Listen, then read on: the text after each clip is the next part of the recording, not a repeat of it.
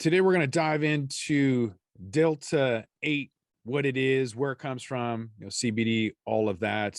Washington State just basically banned it. So we're going to kind of talk about the good, the bad, some of the insights, as well as legislative future updates and what some industry operators are planning to do with next steps, all coming up. It's only entertainment. Welcome back to the Talking Hedge. I'm Josh Kincaid, capital markets analyst and host of your cannabis business podcast. To help us dive into Delta-8 is Katrina Glogowski, angel investor and attorney. Katrina, thanks for being back with us at the Talking Hedge.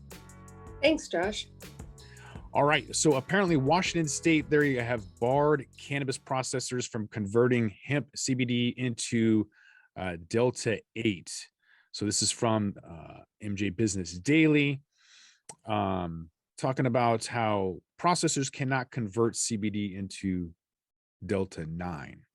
So it's got some pushback. Cannabis growers in particular, they're concerned because it's far cheaper to convert the CBD extract or isolate into Delta-8.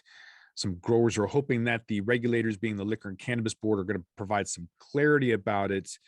But ultimately, in the short term, Liquor and Cannabis Board decided that they were just going to not allow it and ban it. This is an interesting development, Josh. Delta-8 THC has been sort of a sticking point for about 2 years now. So it only took the Liquor and Cannabis Board 2 years to address this issue. Yeah. Basically, licensed processors, they cannot sell or purchase any THC product not legally produced by a licensed marijuana producer. There's a lot of CBD that's out there, and when you can only get $500 for a kilo of CBD, but close to $1,500 for Delta-9, from monetary standpoint, makes sense to sell it for Delta-9, but they're not allowing that, at least here. So looking at what it is, so that's kind of the story here locally in Washington. They're obviously banning it. What is it? Why are they doing it? How are some consumers reacting to that? So is it federally legal? Hemp production is. So as of June 21st, 12 states have completely banned Delta-8. The federal consensus isn't clear on what they're going to do. So right now it looks kind of like the Wild Wild West. And that's part of the problem, is that if you were looking at regulations trying to determine whether or not Delta-8 THC was allowed, prohibited, etc., the Delta-8 didn't appear anywhere in the regs. Again, you see the legislature and the regulators not staying up with the industry trends. And so that created this gray area that you're discussing, and a lot of people exploited that gray area. And now what you see is the regulators are catching up with the industry, and they're beginning to regulate Delta-8. That's what's going on.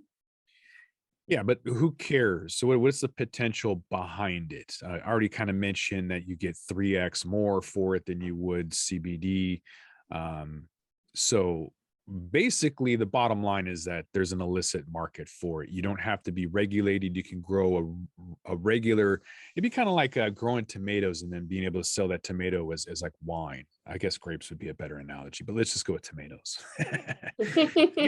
Buy something that's completely different, and then through a process, you can convert it into something that's much, much more expensive.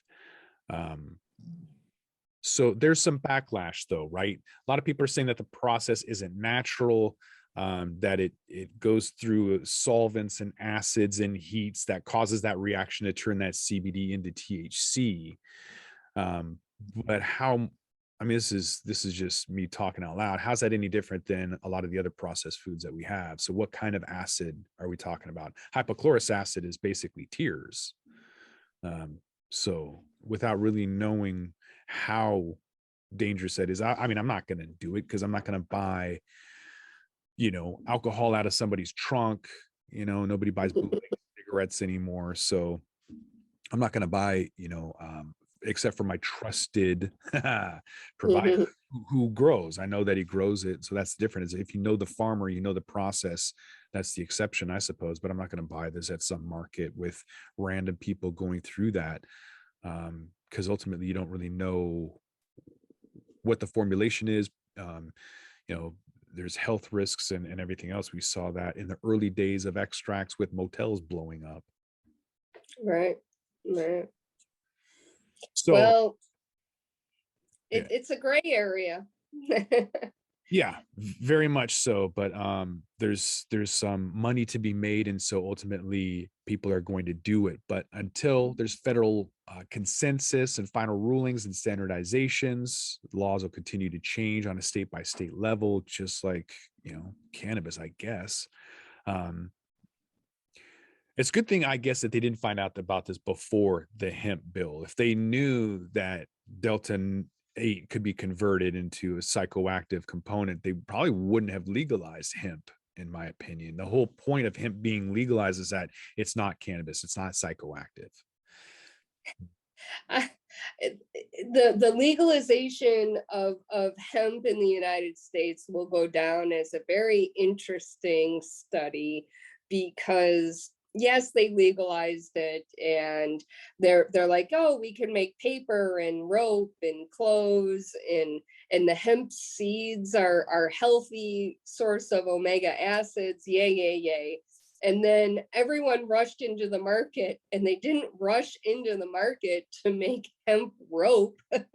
And they rushed into the market for CBD, which was wholly unregulated at the time, and this Delta-8 in order to make the money.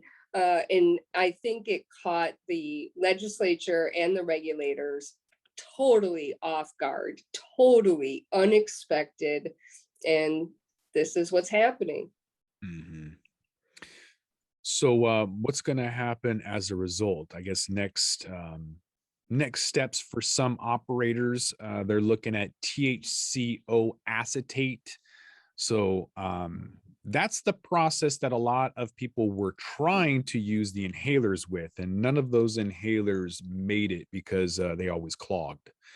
So you see a lot of press releases and all these success stories, and the reality is those products are on the market, but nobody is buying it a second time. They're like, oh, look, an inhaler, I can bring it on the plane. And that was the advantage in 2017 when I was working on this project. But the reality is you use it once and it clogs and you can't use it again. So who's going to spend $120 on a product that you can't really use? The answer is nobody. Yeah, not a second time anyway. Right. Right. Exactly. So eventually, they might have THCO acetate made from hemp-derived Delta-8. But in the meantime, you guys are gonna have to clean that process up. The other thing, concentrate. You can have CBD concentrate, like you mentioned, Katrina. It's basically THC light. Yeah. So pretty low in THC. You want to do a little dab of Delta-8. I'm not a big fan of the dab. In theory. Um So yeah, I guess there's still a lot of opportunities for the illicit market, but and then those hemp farmers that can't sell it for 550, they're going to sell it for $1,500. So maybe that's the other advantage too, is more illicit sales. uh, yeah. Well, as the legalized cannabis market becomes more and more normal, you're also going to have more and more experimentation with the market and what can people get away with. And if you change the chemical compound of a naturally derived product, or just create a whole new one in the lab, you have to wait for the regulations to catch up to that. And that's what we're seeing here. We've seen this trend before with other chemical compounds, with other drugs, where they just alter it by adding an extra O2 molecule or something on the end, and now it's different and it's not regulated. But they'll get there. They will eventually figure this out. Not only they being legislators and the regulators learning how to regulate it, but also the experimenters will figure out, once they regulate Delta-8, they'll come up, next thing you'll hear is Delta-7, and what are you going to do with Delta-7 or Delta-12, or whatever it is. There's always going to be something new, and as people try and avoid regulation. Yeah, Delta 4.2. Yeah, exactly. We've seen it before with other drugs, and other naturally derived compounds as well. So this is not news, and I'm very surprised that it took the regulators this long to address this. Yeah, a little slow to it. Maybe had egg on their face from the recent hemp bill that passed, or not a priority, or all of the above. So it'll be interesting to see. I mean, if they do come out with interesting products like an inhaler using THCO acetate, then that'll be a win, because they weren't able to do it with THC. So if it, for the viscosity or process to some degree, is easier to make other products, that'll be, intriguing to see how that unfolds. But you're gonna have to come back to the Talking Hedge and find out. So with that, I want to thank my guest, Katrina Gogowski, angel investor and attorney. Thanks for being back with us at Talking Hedge. Thanks, Josh. I'm Josh Kincaid. This is the Talking Hedge. Don't forget to like, share, and subscribe, or don't, and I'm out. Don't forget to smash that like button on your way out, and check out these other videos that we've got.